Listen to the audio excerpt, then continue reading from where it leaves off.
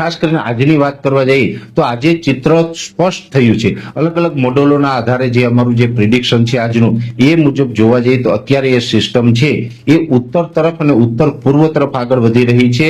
આજે સાંજે 4 વાગ્યા સુધીનું જે લેટેસ્ટ જેનું લોકેશન ટ્રેસ થયું છે એ મુજબ એ સિસ્ટમ છે એ મુંબઈથી થોડીક દક્ષિણ તરફ છે। એટલે હવે લગભગ આવનારા 12 થી 24 કલાકની અંદર મુંબઈ સુધી પહોંચે તેવી શક્યતાઓ છે ને એ સિસ્ટમ છે એ અત્યારે ધીમે ધીમે મજબૂત થઈ રહી છે। જો કે એ સિસ્ટમ સૌપ્રથમ જે સાયક્લોનિક સર્ક્યુલેશન હતી ત્યારબાદ 21 તારીખે મજબૂત થઈને લો પ્રેશર બની અને આજે એ સિસ્ટમ છે એ વેલમાર્ક લો પ્રેશર બની ચૂકી છે। બની શકે કે આવતીકાલે 24 તારીખે સાંજ સુધીમાં એ સિસ્ટમ વધારે મજબૂત થાય અને વધારે મજબૂત થઈને ડિપ્રેશન બની શકે છે। જો કે એ સિસ્ટમ છે એનું જે આપણે વાત કરી રહ્યા હતા કે મૂવમેન્ટ એટલે કે જે એનું આગળ ચાલવાની જે દિશા છે એ અત્યારે ઉત્તર પશ્ચિમ તરફ એટલે કે મહારાષ્ટ્રમાં મુંબઈ ઉપર થઈ અને ઈશાનના ખૂણા તરફ આગળ વધે તેવી શક્યતાઓ પ્રબળ છે। એટલે એટલું કહી શકાય કે આ સિસ્ટમ છે હવે દરિયા તરફ નથી જવાની એવું અલગ અલગ મોડેલો બતાવી રહી છે। દરિયા તરફ નથી જવાની એટલે વાવાઝોડાનો ખતરો પણ આપણે હવે ટળી ગયો છે એવું માની શકાય। હવે અત્યારે આજનું જે અમારું પ્રિડિક્શન છે ત્યાં સુધી ચોક્કસ એટલું માની શકાય કે 90% સુધી શક્યતા એવી છે કે હવે આ સિસ્ટમ વાવાઝોડું નહીં બને। અને આપણે ગઈકાલે પણ આ એક્સ્ટ્રા વિડીયોની અંદર જે વાત કરી હતી એની અંદર એ જ વસ્તુ જણાવી હતી કે 24 કલાકની અંદર ચિત્ર સ્પષ્ટ થઈ જશે કે સિસ્ટમ વાવાઝોડું બનશે કે નહીં। કેમ કે આ સિસ્ટમ છે એ દરિયાકાંઠાથી ખૂબ નજીક હતી। જો આ સિસ્ટમ છે દરિયામાં થોડીક વધારે અંદર હોત ડીપ સીમાં હોત તો એને પૂરો સ્પેસ મળે એના આઉટર ક્લાઉડ છે એ પણ સંપૂર્ણ દરિયામાં રહે અને ત્યાં વાવાઝોડું બની ગયું હોત। ખાસ કરીને આવડી મજબૂત સિસ્ટમ જ્યારે બનતી હોય અને ડીપ સીમાં હોય ત્યારે અમે એડવાન્સમાં જ કહી દેતા હોય કે આ સિસ્ટમ છે વાવાઝોડું બનવાની છે। છતાં પણ આ વખતે અમે વાવાઝોડું બનવાનું સ્પષ્ટ એટલા માટે નહોતું જણાવ્યું કેમ કે આ સિસ્ટમ છે દરિયાકાંઠાથી ખૂબ નજીક હતી। ખાસ કરીને દરિયાકાંઠાથી નજીક હોય એટલે આપણે એમાં મત મતાંતર કહી શકાય અથવા તો અસમંજસતા આપણે કહી શકતા હોય છે। મોડેલોમાં મત મતાંતર હતા સાથે આ સિસ્ટમ છે વાવાઝોડું બનશે કે એમાં અસમંજસતા હતી। આવું આપણે ઘણા દિવસથી કહી રહ્યા હતા। આપણે આની ચોખવટ એટલા માટે નહોતા કરી રહ્યા કેમ કે જો આ સિસ્ટમ છે એ દરિયામાં અંદર જાય તો વાવાઝોડું બને અને ઉપરથી જાય તો ડિપ્રેશન બનીને પસાર થાય। એટલે હવે આ ડિપ્રેશન બની અને મુંબઈ ઉપર થઈને આગળ નીકળવાની છે પણ એને હિસાબે પણ ગુજરાતને ચોક્કસથી વરસાદની અસરો થવાની છે જેમાં સૌથી વધારે અસર છે એ દક્ષિણ ગુજરાતના તમામ જિલ્લાઓમાં જોવા મળે એટલે કે સુરત, વલસાડ, વાપી, બારડોલી, બિલીમોરા, ડાંગ જેવા તમામ વિસ્તારો છે એ તમામ વિસ્તારોને વરસાદની અસર વધારે જોવા મળશે। સૌરાષ્ટ્રની અંદર પણ જો કે આ વરસાદની અસર જોવા મળી શકે છે પણ સૌરાષ્ટ્રની અંદર સાર્વત્રિક નહીં પણ ઘણા બધા વિસ્તારોને કવર કરી લેશે અને આ વરસાદો છે એ આજે જોવા જઈએ તો 23 તારીખ છે એટલે એક અઠવાડિયા સુધી 5 થી 7 દિવસ સુધી અલગ અલગ વિસ્તારોમાં વરસાદ પડશે। સૌરાષ્ટ્રમાં પણ અનેક જગ્યાએ 1 થી લઈને 2 ઇંચ અને અમુક વિસ્તારની અંદર 2 ઇંચ કરતા પણ વધારે વરસાદ પડી શકે।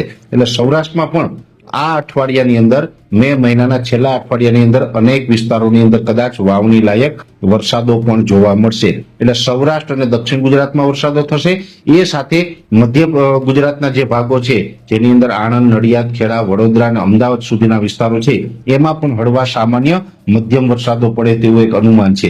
એ સિવાયના બીજા વિસ્તારો છે એટલે કે પશ્ચિમ સૌરાષ્ટ્રના ભાગો હોય દ્વારકા, પોરબંદર, જામનગર જેવા વિસ્તારો હોય એમાં ખાલી સામાન્ય છૂટાછવાયા ઝાપટાઓ નોંધાય। કચ્છમાં પણ એ રીતે ઝાપટાઓ નોંધાઈ શકે છે અને ઉત્તર ગુજરાતના જે તમામ વિસ્તારો છે મહેસાણા હોય, પાટણ હોય, સાબરકાંઠા, બનાસકાંઠા હોય, વાવ-થરાદના વિસ્તારો છે, અરવલ્લીના વિસ્તારો છે એ તમામ વિસ્તારોની અંદર પણ હળવાથી મધ્યમ ઝાપટા નોંધાઈ શકે છે। એટલે ઓલ ઓવર જોવા જઈએ તો હવે વાવાઝોડાનો ખતરો ટળ્યો છે પણ હજુ પણ વરસાદો પડવાના છે અને એ વરસાદોની અંદર ગાજવીજનું પ્રમાણ પણ જોવા મળી શકે છે અને સાથે વરસાદ વખતે થંડરસ્ટોર્મ એક્ટિવિટી થાય એટલે ગાજવીજની સાથે પવનની ઝડપ પણ જોવા મળી શકે છે। એટલે વાવાઝોડું નહીં આવે પણ પવન સાથે હવે વરસાદની શક્યતાઓ રહેલી છે અને વાવાઝોડાની 90% શક્યતાઓ હવે ઘટી ગઈ છે। એટલે 90% સુધી એવું કહી શકાય કે હવે આ સિસ્ટમ છે વાવાઝોડું નહીં બને। વાવાઝોડું નથી બનવાનું એ એક મોટા અને સારા સમાચાર આપણા માટે ગણી શકાય પણ ચોક્કસથી હજી વરસાદો છે એ નોંધાશે। ખાસ કરીને આજની વાત કરવા જઈએ તો આજે ચિત્ર સ્પષ્ટ થયું છે। અલગ અલગ મોડેલોના આધારે જે અમારું જે પ્રિડિક્શન છે આજનું એ મુજબ જોવા જઈએ તો અત્યારે એ સિસ્ટમ છે એ ઉત્તર તરફ અને ઉત્તર પૂર્વ તરફ આગળ વધી રહી છે। આજે સાંજે 4 વાગ્યા સુધીનું જે લેટેસ્ટ જેનું લોકેશન ટ્રેસ થયું છે એ મુજબ એ સિસ્ટમ છે એ મુંબઈથી થોડીક દક્ષિણ તરફ છે એટલે હવે લગભગ આવનારા 12 થી 24 કલાકની અંદર મુંબઈ સુધી પહોંચે તેવી શક્યતાઓ છે ને એ સિસ્ટમ છે એ અત્યારે ધીમે ધીમે મજબૂત થઈ રહી છે. જોકે એ સિસ્ટમ સૌપ્રથમ જે સાયક્લોનિક સર્ક્યુલેશન હતી ત્યારબાદ 21 તારીખે મજબૂત થઈને લો પ્રેશર બની અને આજે એ સિસ્ટમ છે એ વેલ માર્ક લો પ્રેશર બની ચૂકી છે. બની શકે કે આવતીકાલે 24 તારીખે સાંજ સુધીમાં એ સિસ્ટમ વધારે મજબૂત થાય અને વધારે મજબૂત થઈને ડિપ્રેશન બની શકે છે. જોકે એ સિસ્ટમ છે એનું જે આપણે વાત કરી રહ્યા હતા કે મૂવમેન્ટ એટલે કે જે એનું આગળ ચાલવાની જે દિશા છે એ અત્યારે ઉત્તર પશ્ચિમ તરફ એટલે કે મહારાષ્ટ્રમાં મુંબઈ ઉપર થઈ અને ઈશાનના ખૂણા તરફ આગળ વધે તેવી શક્યતાઓ પ્રબળ છે. એટલે એટલું કહી શકાય કે આ સિસ્ટમ છે હવે દરિયા તરફ નથી જવાની એવું અલગ અલગ મોડેલો બતાવી રહી છે. દરિયા તરફ નથી જવાની એટલે વાવાઝોડાનો ખતરો પણ આપણે હવે ટળી ગયો છે એવું માની શકાય. હવે અત્યારે આજનું જે અમારું પ્રિડિક્શન છે ત્યાં સુધી ચોક્કસ એટલું માની શકાય કે 90% સુધી શક્યતા એવી છે કે હવે આ સિસ્ટમ વાવાઝોડું નહીં બને. અને આપણે ગઈકાલે પણ આ એક્સ્ટ્રા વિડીયોની અંદર જે વાત કરી હતી એની અંદર એ જ વસ્તુ જણાવી હતી કે 24 કલાકની અંદર ચિત્ર સ્પષ્ટ થઈ જશે કે સિસ્ટમ વાવાઝોડું બનશે કે નહીં. કેમ કે આ સિસ્ટમ છે એ દરિયાકાંઠાથી ખૂબ નજીક હતી. જો આ સિસ્ટમ છે દરિયામાં થોડીક વધારે અંદર હોત, ડીપ સીમાં હોત તો એને પૂરો સ્પેસ મળે, એના આઉટર ક્લાઉડ છે એ પણ સંપૂર્ણ દરિયામાં રહે અને ત્યાં વાવાઝોડું બની ગયું હોત. ખાસ કરીને આવડી મજબૂત સિસ્ટમ જ્યારે બનતી હોય અને ડીપ સીમાં હોય ત્યારે અમે એડવાન્સમાં જ કહી દેતા હોય કે આ સિસ્ટમ છે વાવાઝોડું બનવાની છે. છતાં પણ આ વખતે અમે વાવાઝોડું બનવાનું સ્પષ્ટ એટલા માટે નહોતું જણાવ્યું કેમ કે આ સિસ્ટમ છે દરિયાકાંઠાથી ખૂબ નજીક હતી. ખાસ કરીને દરિયાકાંઠાથી નજીક હોય એટલે આપણે એમાં મત મતાંતર કહી શકાય અથવા તો અસમંજસતા આપણે કહી શકતા હોય છે. મોડેલોમાં મત મતાંતર હતા, સાથે આ સિસ્ટમ છે વાવાઝોડું બનશે કે નહીં એમાં અસમંજસતા હતી. આવું આપણે ઘણા દિવસથી કહી રહ્યા હતા. આપણે આની ચોખવટ એટલા માટે નહોતા કરી રહ્યા કેમ કે જો આ સિસ્ટમ છે એ દરિયામાં અંદર જાય તો વાવાઝોડું બને અને ઉપરથી જાય તો ડિપ્રેશન બનીને પસાર થાય. એટલે હવે આ ડિપ્રેશન બની અને મુંબઈ ઉપર થઈને આગળ નીકળવાની છે. પણ એને હિસાબે પણ ગુજરાતને ચોક્કસથી વરસાદની અસરો થવાની છે, જેમાં સૌથી વધારે અસર છે એ દક્ષિણ ગુજરાતના તમામ જિલ્લાઓમાં જોવા મળે. એટલે કે સુરત, વલસાડ, વાપી, બારડોલી, બિલીમોરા, ડાંગ જેવા તમામ વિસ્તારો છે એ તમામ વિસ્તારોને વરસાદની અસર વધારે જોવા મળશે.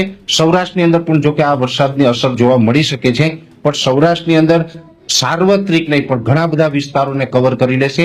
અને આ વરસાદો છે એ આજે જોવા જઈએ તો 23 તારીખ છે એટલે એક અઠવાડિયા સુધી 5 થી 7 દિવસ સુધી અલગ અલગ વિસ્તારોમાં વરસાદ પડશે. સૌરાષ્ટ્રમાં પણ અનેક જગ્યાએ 1 થી લઈને 2 ઇંચ અને અમુક વિસ્તારની અંદર 2 ઇંચ કરતા પણ વધારે વરસાદ પડી શકે. એટલે સૌરાષ્ટ્રમાં પણ આ અઠવાડિયાની અંદર મે મહિનાના છેલ્લા અઠવાડિયાની અંદર અનેક વિસ્તારોની અંદર કદાચ વાવણી લાયક વરસાદો પણ જોવા મળશે. એટલે સૌરાષ્ટ્ર અને દક્ષિણ ગુજરાતમાં વરસાદો થશે. એ સાથે મધ્ય ગુજરાતના જે ભાગો છે જેની અંદર આણંદ, નડિયાદ, ખેડા, વડોદરા અને અમદાવાદ સુધીના વિસ્તારો છે એમાં પણ હળવા સામાન્ય મધ્યમ વરસાદો પડે તેવું એક અનુમાન છે. એ સિવાયના બીજા વિસ્તારો છે એટલે કે પશ્ચિમ સૌરાષ્ટ્રના ભાગો હોય, દ્વારકા, પોરબંદર, જામનગર જેવા વિસ્તારો હોય એમાં ખાલી સામાન્ય છૂટાછવાયા ઝાપટાઓ નોંધાય. કચ્છમાં પણ એ રીતે ઝાપટાઓ નોંધાઈ શકે છે. અને ઉત્તર ગુજરાતના જે તમામ વિસ્તારો છે, મહેસાણા હોય, પાટણ હોય, સાબરકાંઠા, બનાસકાંઠા હોય, વાવ-થરાદના વિસ્તારો છે, અરવલ્લીના વિસ્તારો છે, એ તમામ વિસ્તારોની અંદર પણ હળવાથી મધ્યમ ઝાપટા નોંધાઈ શકે છે. એટલે ઓલ ઓવર જોવા જઈએ તો હવે વાવાઝોડાનો ખતરો ટળ્યો છે, પણ હજુ પણ વરસાદો પડવાના છે અને એ વરસાદોની અંદર ગાજવીજનું પ્રમાણ પણ જોવા મળી શકે છે.